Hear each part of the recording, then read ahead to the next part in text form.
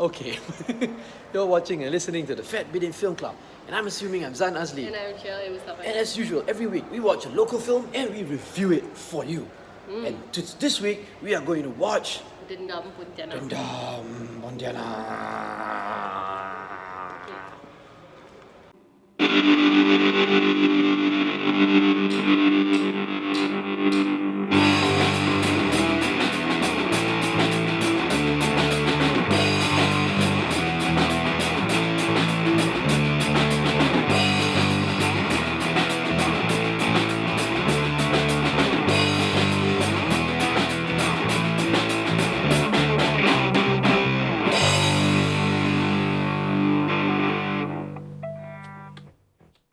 Okay.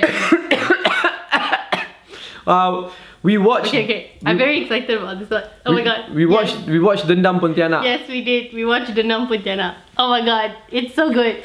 Okay, so Dendam Pontianak is. What's it about?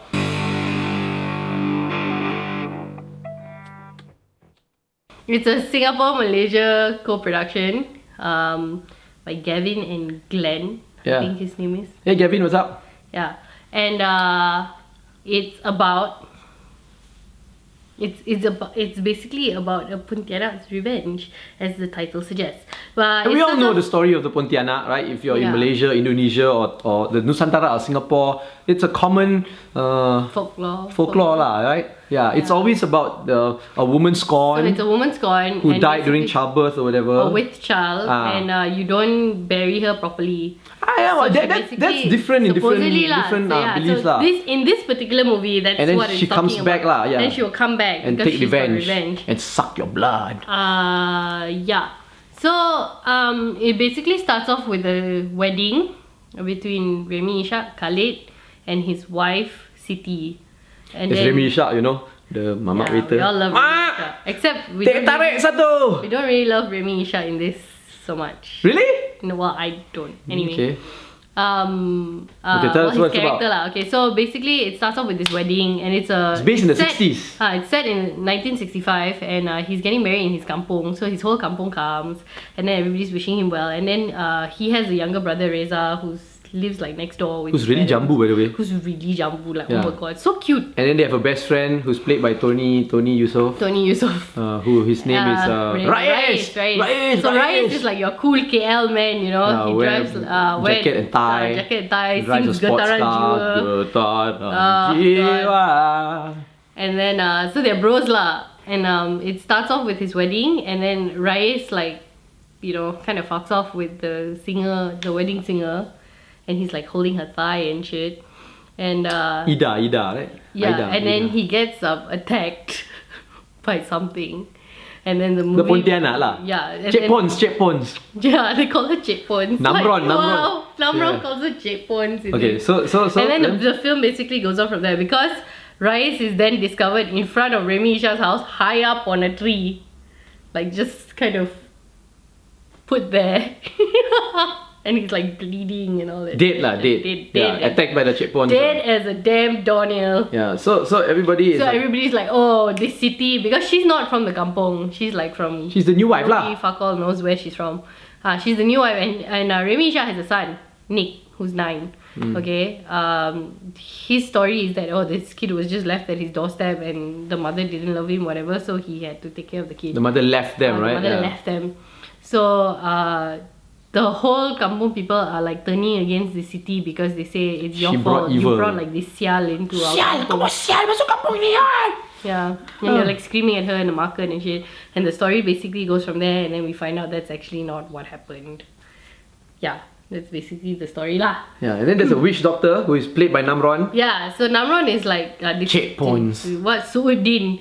He is like you said, a witch doctor, and he basically is already trying to like warn Khalid and Siti, and he's like, bersihkan rumah awak daripada, like cleanse your house of these lies or something like that. It's still not too late. And then last towards the end, Wan Hanafisu also has a role. Wan Hanafisu very is like small one of role, a village like ketua kampung elder, yeah. But it was nice to see Wan Hanafisu on screen again, I guess. Yes. So Yeah, that's the film. And then in the end, yeah lah. Is there a spoiler? It's not really a twist because from the beginning you already kind of know already that these three guys. No lah, you don't really know. But we know that they did something. Okay. Alright? Because they always have this suspicious looking face. Yeah, let's go into this review first and then we'll tell you about this, okay? Because it's very important to what I'm about to say.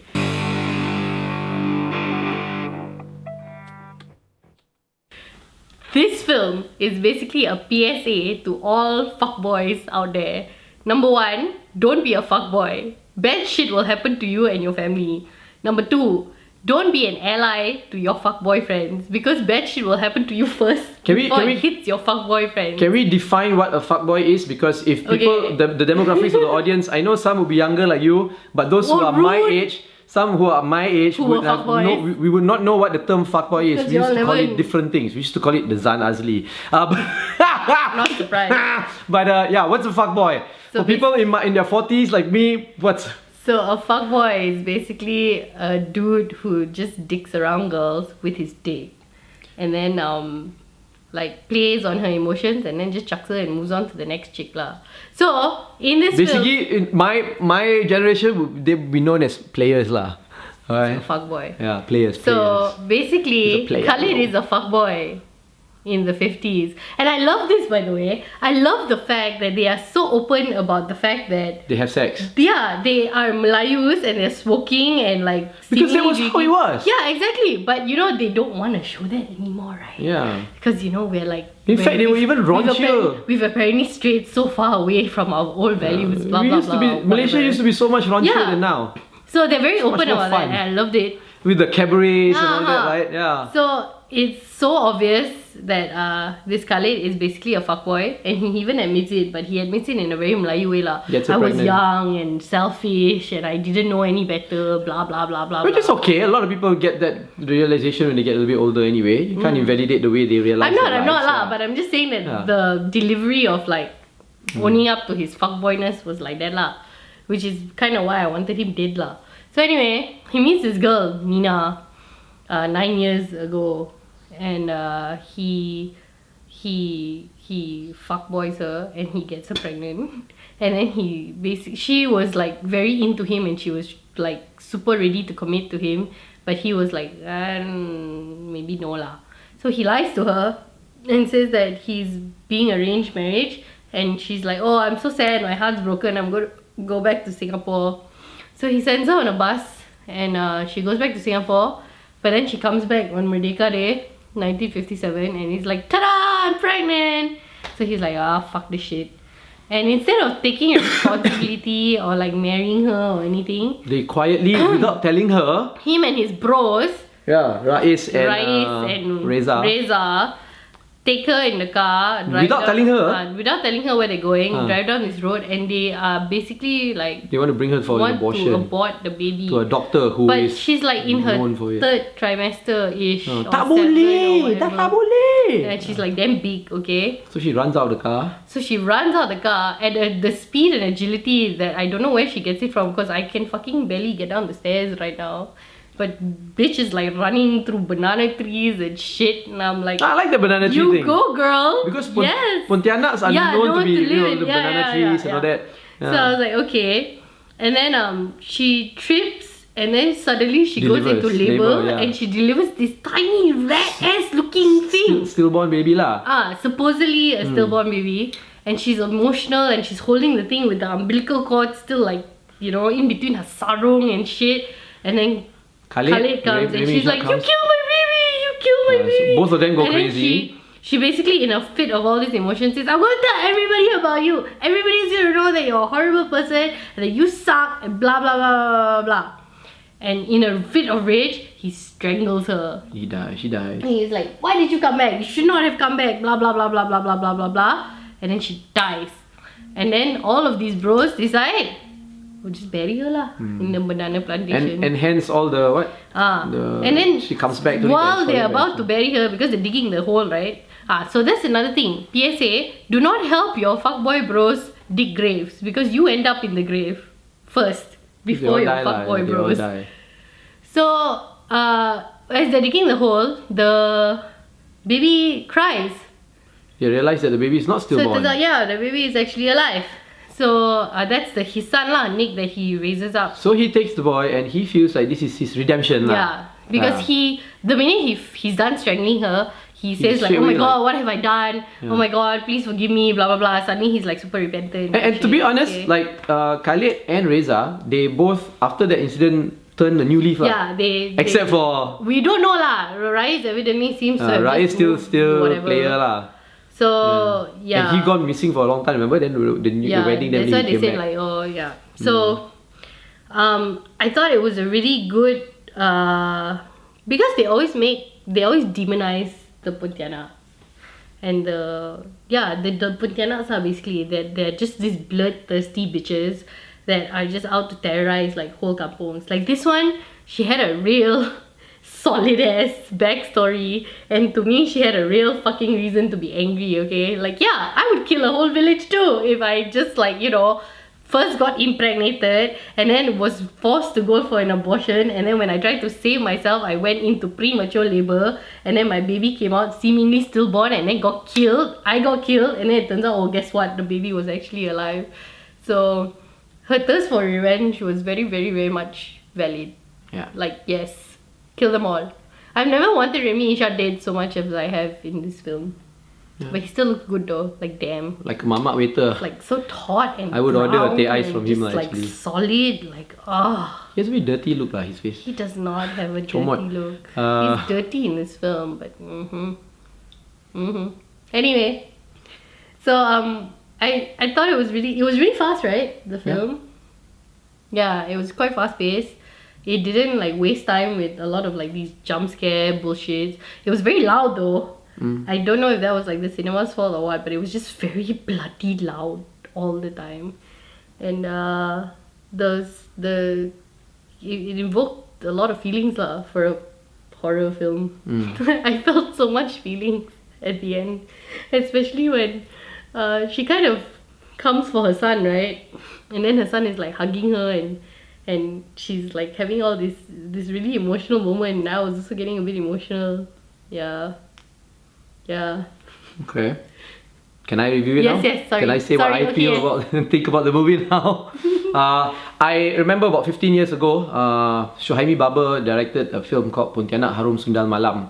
And I reviewed that film for Kaki Seni at that time lah. Pang was my editor, the editor, and that was it reminded me of that film. Because that was one of the first Pontianak film that was actually done by written and directed by a female, Shaimi Baba, and it was a very feministic film. It did not portray the Pontianak in a bad way at all. In fact, it justified why the Pontianak came to get revenge and try to kill all these men who abused her and all that, right? Murdered her basically, right? And raped her, right? So I learned a lot from watching that film, because at that time I was only I first started getting into filmmaking, and I first started like critiquing and reviewing films and all that. And the discussions I had with Pang during those days, just writing that one article opened my eyes into how to actually watch films right? It didn't show you how to be a feminist and not be a fuckboy. No, because I was talked to by another guy. Right? Then we would just be mansplaining things to each other, right? So I cannot say things like that, or else I would get a divorce. So I thought it was nice. And this film, it's a good film, right? It was a very decent, no nonsense kind of film. It wasn't long, like we said just now. It's less than an hour and a half. Very snappy. Yeah, very fast. And you got everything there. And in this film, it had a bit where, you know, the whole village was trying to... We got to get rid of the shaitan. And Namron, the witch doctor, said that the boy, this illegitimate child, who had no role in any way of the murder, of the whatever, of the sinful sex, just for being born, suddenly said that this is the son of the devil and we need to get him as well, you know. And the whole village went on a witch hunt looking for the Pontianak. I was happy to see that the Pontianak killed all of them. Right? You missed that. You went to pee. I went to pee, but I came back lah. And they were all dead. Yeah, and they were all dead. I saw the ending of where Reza got killed and all that lah. Yeah. You know, so it was nice. And how then the Pontianak, who's played by Fazura, came back out, and now no men are involved anymore. Yeah. Right? They're all dead. All dead. They're all dead. And Namron just disappeared. Yeah. good, you know, this, I mean, not for Namron lah, Namron's a good guy, but for his character, just run away, go away, you're a fucking coward, right? So she comes back to see her son, who is not being taken care of by his stepmother, who is also of pure intentions. And totally innocent in this whole thing. All she did was marry this useless man. Yeah. So it shows that the Pontianak now comes back, sees these two innocent people, right? Stepmother and son, who are totally innocent, but the villagers have been accusing of being the devil, you know, of being like shaitans and all that. Bringer of sial. And now this Pontianak comes, and to me it felt like she is validating them and actually becoming their guardian angel. It was a switch from a monster, ghost, vampire Pontianak, switch into a guardian angel. And that point of the film, it just made me feel like, wow, this whole film ended like that, so good. You know, I love that turning point of the Pontianak and how the filmmakers treated the Pontianak. And also her closure, that was quite classily done. Yeah, and she felt like, okay, now kill me, innocent stepmother, take care of my son, and take me out of this misery. And make him, she said, don't make him a better person. Yeah. A good person. Which is great.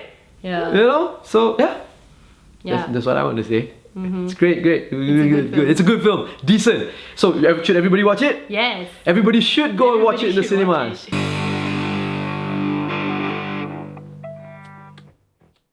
It's and good. Stop being fuckboys. Yeah. It's already showing in Singapore. It premiered in Singapore. Now it's in Malaysia. Yeah. Third week already in Singapore. It just premiered in Malaysia. It's a good, decent film. Good film. Very decent film. I wouldn't say the best, but decent, enjoyable, thought-provoking. It's good. You know. Yeah. Okay. So that's it. Let us know what you think. Right? Comment, like our video, don't like our video, subscribe to the channel, follow us on all our social media platforms at FatBidin, or go to fatbidin.com to get everything. You're watching and listening to the Fat Bidin Film Club. I'm assuming I'm Zan Azli. And I'm Shari Busaman. Don't be a fuckboy.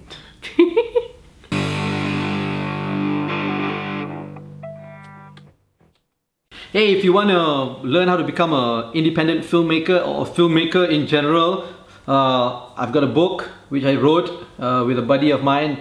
It's called Zan Azli and Wan Chun Hong's Guide to Indie Filmmaking. You can actually buy it off of here. I'm going to put the link down here at my website, fatbidin.com. It's only a couple of ringgit, and it's really good because it has many different chapters, the process of filmmaking, and each chapter I interview a Malaysian filmmaker who gives advice and tips of from their experience. So link is down here. Yay.